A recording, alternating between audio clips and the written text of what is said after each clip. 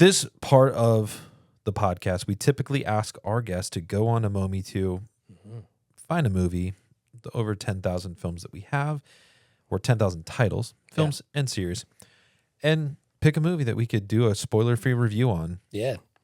And you, being completely narcissistic, chose your own. No, we were going to do, we talked about doing Bittertooth before, but then James was selfish and chose it. Took it away. Yeah. That darn tracksuit. And so, I'm actually happy about that because then we got to watch a film that I had not seen. Yeah. I had seen some other people, like we mentioned Ian earlier, talk about it and have you on it. He dug it. He was really into it. I was like, you know what? Let's go and do this. I'm happy to.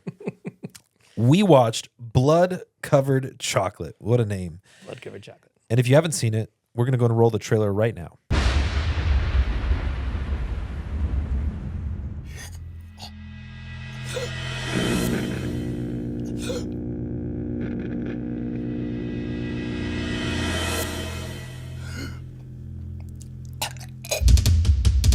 Happy second birthday to you. Sounds like something out of Alice in Wonderland. The day you were born and the day you got clean. Here's the newborn. You know, your blood is as good as gold to me.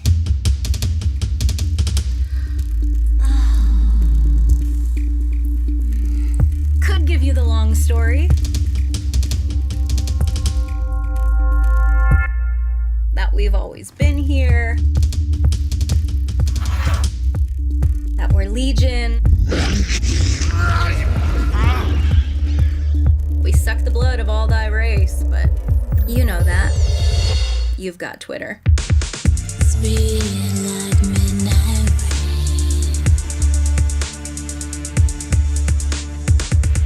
rain brings you back again.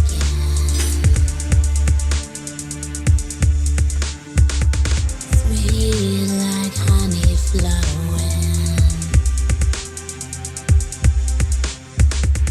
Sweet like blood and chocolate.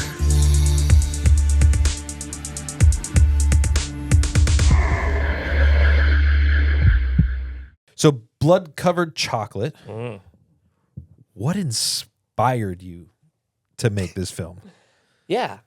So I basically was coming out of 2019 was when I started my sobriety journey. So, I'm an alcoholic and I've been sober for, I think, 6 years now. Congrats. Thank you. And when I was first taking that journey, it was one of those things where I was like, well, I need to channel things that I've been going through, things that I'm dealing with, the nature of addiction. And it was one of those things where I knew that the obvious metaphor for addiction is vampirism. It's one of those things where it just keeps eating at you, sucking at you until nothing's left. And I was like, okay, that's an interesting theme to go with. And it was my second film. So I was coming off of my first film, Space, which, was a science fiction, found footage, very different kind of beast and animal. And I was basically like, I don't want to repeat myself. I want to go in a completely different direction. And I knew that I had to make something that was very much a personal statement. And so that's where that came from. And then once I hit upon, wanting to make a vampire film, I was asking myself basically, okay, what is it that we have seen? What is it that we haven't seen in a very, very, very old genre? And one of my favorite horror films of all time is F.W. Murnau's Nosferatu. And I had been toying for a long time with how to translate taking inspiration from the aesthetic of the original Nosferatu. And the thing that's interesting about Nosferatu when you watch it is that it obviously has the different tints to it. Mm-hmm. It has the blue that's indicative of nighttime. It has the red that is indicative of the vampire. And I was like, it would be so interesting to take that and transport it into a digital mixed media sort of surrealist nightmare. And that's where the aesthetic came from. I picked up on the Nosferatu Yeah. touches there. It's pretty obvious, isn't it? It was obvious, but also you did it in a subtle way, like even just like take away from the coloring, right? Like take away from the I don't know if you want to say cinephile watching it, or even from a filmmaker watching it that just knows film history. Yeah. Like just take someone that doesn't. Yeah. You know what I mean?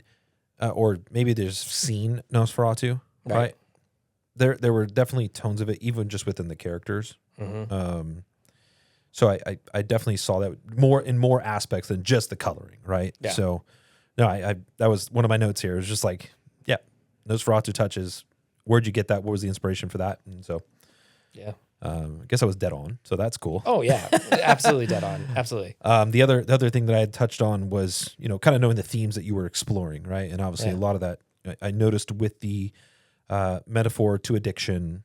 I can see that, but you didn't just so if you're an alcoholic at the time, you went way further into the addiction realm. I mean, Yeah.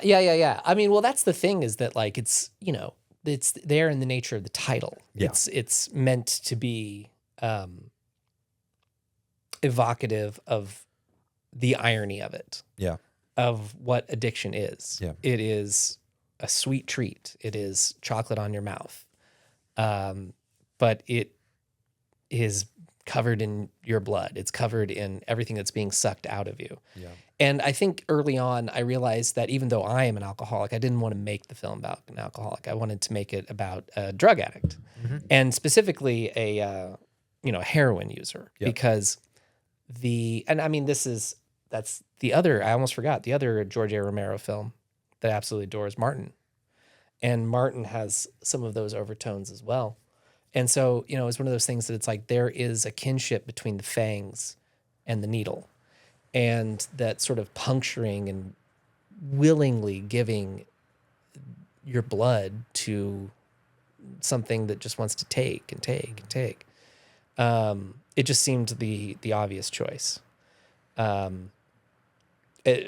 When you're talking about addiction, you're talking about the other things that are implied there. yeah. In the There's film. multiple addictions. Yeah.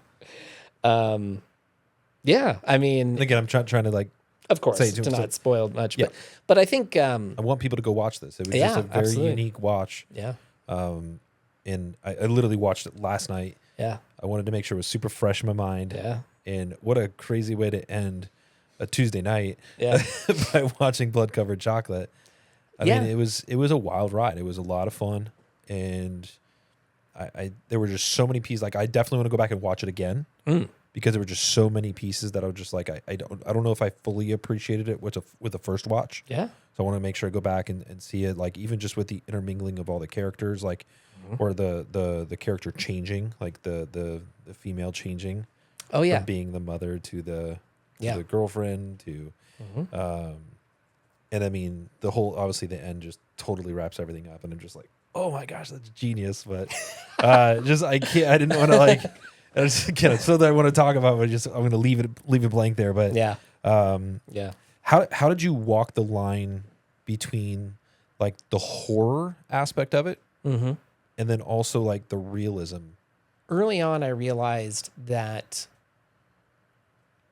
the other side of addiction is the feeling of being a failure, and the people that feeling like a failure in front of, or feeling like a failure to, that is the one that cuts the deepest, are your loved ones, your mother, your father, your family, your girlfriend or your wife. And so I knew very early on that I was like, okay, so this is basically a familial drama. But I couldn't leave it at that. At some point, early on in writing it and just sort of visualizing it, I realized I was like, it's interesting is that it's like this guy becomes, a vampire. That's not really a spoiler. That happens very early on. No. Yeah. It's like he... A lot of different types of teeth that you chose to use. Too. Yeah. Well, and also like wanting to integrate into the film different kinds of vampiric monsters that we don't see a lot in Western film. There's that too. But it was one of those things where I was like, I kept thinking of Hamlet, where I was like, okay, Hamlet is basically a story about a guy who's told by his dead father that he has to go and seek revenge. And then he spends the whole story not doing that. And so it's basically like, what if a guy was faced with the fact that it's like, you're a vampire. Your whole life is over. Your whole family life is over. And he just doesn't want to do it. So it's like, he's a vampire who doesn't want to feed, who doesn't want to bite, who doesn't want to hurt the people that are closest to him.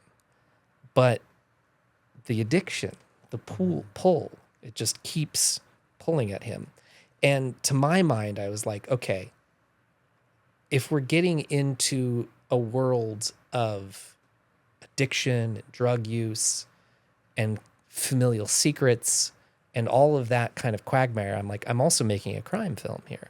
And so that's where the other aspect of it came, the other side of it. And I thought that it was very interesting too, as well, because, traditionally, especially in the last, like, let's say 30 years of vampire fiction, there's something very seductive about it. I don't necessarily agree with that assessment of the vampire, but it's viable. I mean, Interview with the Vampire is one of my all-time favorite novels. And what's interesting about that is that it's also about a family being born out of monsters, essentially, who live forever and are destined to be lonely. And there's something very vulnerable about wanting to be a family. And then I thought that that would be very interesting to contrast with the toughs in Blood-Covered Chocolate, who are kind of like small-time mafiosos who want to do nothing but break you, you know, who are big, muscle, and strong. But then nothing is stronger than a vampire. And I thought that, you got some interesting conflict there. That's kind of where the violence and the horror came from. Yeah, I like the choice of using sunscreen. I thought that was awesome. Yeah. Just like how you get a vampire out in the sun. Like, there's some sunscreen. Yeah, a little bit of the dark humor I thought there. that was pretty funny. Yeah. I'm going to ask you two questions just because they could be the same answer, but maybe they're not. So, but I'd rather ask both, and then you can knock them both out of the park. Sure. What were you most proud of with this film, and also what was the hardest scene to shoot? Okay. Which again could be the same answer, be the same or answer. maybe it's not. I think the thing that I'm most proud of with the film, it has to be everybody that was involved with it. And the reason that I specifically say that is that it's got a great cast. Yeah, we see some familiar faces with Bittertooth, and we do. And then a couple of other ones like Christine Nguyen. I mean, she's been in films forever. And she was very excited about making this film because it was a very different part for her to do, which she doesn't usually get to do. You know, she does like Fred Olen Ray films and everything. This was a little different for her. Mm-hmm. Deborah Lamb and all of that. They're all fantastic in the film, in front of the camera. But I think the thing that will stay with me that I think is incredibly impressive is that we made that movie with a crew of 4, including me. wow. Yeah. We had one day where we did our monster effects, where we had our 2 makeup artists come and work. But other than that, it was me, it was the cinematographer, it was our sound guy, who was also our assistant camera, who was also our drone operator, et cetera, Neil, Greg, and then a production assistant who would also sub in, gaffer grip, do everything else, Kurt Skelton. Those 3 guys and me, we made that entire film. That is phenomenal. Yeah. And then, when you actually see the film and you see all of that camera work. I mean, Neil won an award for his work there, well deserved. And I also did get an award for directing, which was a tremendous honor. Where did you get those awards for? That was from the Culver City Film Festival and the Silver State Film Festival. Yeah. And then Deborah Lamb won Best Actress from Shockfest, which Very cool. is very cool because her character didn't even have a name in the original script. She basically built that performance. That's how good she is. Mm-hmm. And, you can see it with her character. She doesn't appear in it a lot, but she makes an impression. That's all her.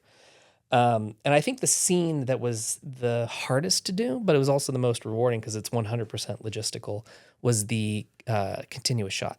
scene, which is, spoilers, not a true continuous shot. There are cuts in it.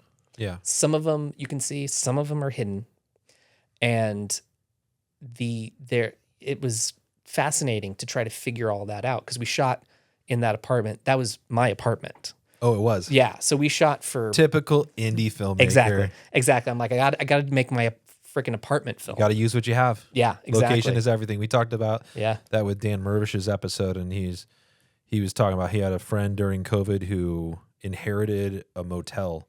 Oh. And it had to happen to have some like older feels to it. And he was just like, hey, if you got a motel and you don't have to pay for it, make a movie. Yeah. Like you got a location, make a movie. Exactly. And this was actually also a COVID film, which was an interesting challenge there. But like in that continuous shot, I mean, Ellen Udy is in the film. She's in that scene, along with Michael Klug, who's the lead. And, we would go for like 2-3 minutes on some of those, and they'd have like 10 marks, and they would just knock it out of the park. I mean, which is just incredible. I mean, it helps when you have someone like Helen who's just a vet, like in the biz, and just like, hey, I know what I'm going to do. Yeah. It's like, she goes all the way back to My Bloody Valentine and Dead Zone and everything. But what's interesting, like one moment in there that I think was difficult, but it was also like such a cool thing because it was an in-camera trick, is there's a part where the camera pans over and racks to Ellen's reflection in a picture frame in the glass, right? And then Massimo walks past the camera, and then she starts to interact with him, but he's casting no reflection because he's a vampire, right? Yeah. That is all Ellen miming. When the eye line, literally, Michael just stood off camera, like said the lines, and then when she switched her eye line, he walked back in the camera. That was it. It was like, it was literally just her acting that sold that. It's one of my favorite things about filmmakers when they're like this. This is I know, right? Yeah, everyone does this. Everybody does it. Yeah. But I mean, this was my dad's thing. Always like that. Yeah. All the time. He's like, and we'd be anywhere, family vacation, and be like, oh, this is a cool shot. This is a cool shot. Yeah, the thing that I like to do sometimes, and my wife is always just like, "What are you doing?" I'm like, "This is the person." I'm like trying to think, like literally, like looking at a shot. Yeah, like Jacqueline from our first episode, I remember she was talking about the oneer that happened with the Policeman's Lineage. It was like a Korean film that she chose, and she was like, you could see the director went like this, and then like they flipped it and like went up to the building, and I was like, "Are you Spider-Man?" Like, yeah, exactly. It's fun to watch filmmakers do what they do. It's just cool. Just like, get into it and kind of remembering those moments. And, super cool. And I mean, probably the other hard scene was the dance scene, the when the camera was spinning and everything. We got a special rig for that, and it didn't work. It is the only time that like Neil, the cinematographer, he started to go like, because he's from New Jersey, so he started to go Jersey on it. He was just like going over there and fucking cursing at it and everything. Fuck was every other word. And exactly. I'm just guys, I'm not mad. I'm just talking. Right, it's fine. I was like, we'll leave him to it. And it's funny too, because it's like they were dancing obviously to nothing, and we were spinning the camera, and we just, in order to cut that, we had to do 75 different like cuts, like takes, basically, just like take after take after take of just like doing it because I'm going to cut it together to give this feeling. And they were very patient with me, asking them to do that. Hey, can I get a smoke break? This is there's just a like lot. Because sometimes it's one of those things that it's like, as much as you storyboard it and you tell the actors what you're going to do, they just have to trust you, and they're like, I have no idea what this is, and then obviously when they finally see it on screen, they're like, oh, cool. Yeah, exactly. I see your vision. Yeah, exactly. That's awesome. So those were the hard ones. For your next film, Unit 666. Yes. Any other familiar faces are going to be planned for that? Yeah, Deborah Lamb is going to be in it. Love working with her. She's going to play another like queen bitch kind of character. She's fantastic at it. So that's going to be a reunion from Blood Covered Chocolate. And then Autumn Ivy is going to be in it, and that's a reunion from Bitter Tooth. Good. She's going to play several roles, actually. All of them villainous. Cool. So, I'm very excited. It's good. It's going to be a great film. bigger awesome. than anything we've done before. So That's great. Well, Blood Cover Chocolate, big fan of you. Just Thank you. as a filmmaker, but also as a person. You're just a genuine person. Very hard to find. yeah, A lot of people like you. But if you are wanting to learn more about Monte Light, make sure you go. Well, first of all, you're here at the end of the episode, so you must like him for some reason, or you're just a glutton for punishment. right. But at the same time, go check out Monty's work on Mometu. You got Bitter Tooth, Blood Covered Chocolate, and if you can, go support his Indiegogo to support his next film, Unit 666. Cannot wait to see it. Thanks for spending your time with us today on the More For Me and You podcast. If you've made it to the end, we appreciate you. Now, go do us a quick favor. Please like, comment, and share this episode. And before you go, don't forget to subscribe so you never miss an episode with the incredible guests we have coming up. You can also follow us at Mometu Podcast on Instagram and on TikTok. Oh, and for your next movie night, check out the Mometu app. It's free and packed with amazing movies and shows you've probably never seen. Until next time, take care, stay safe, and we'll see you in the pod.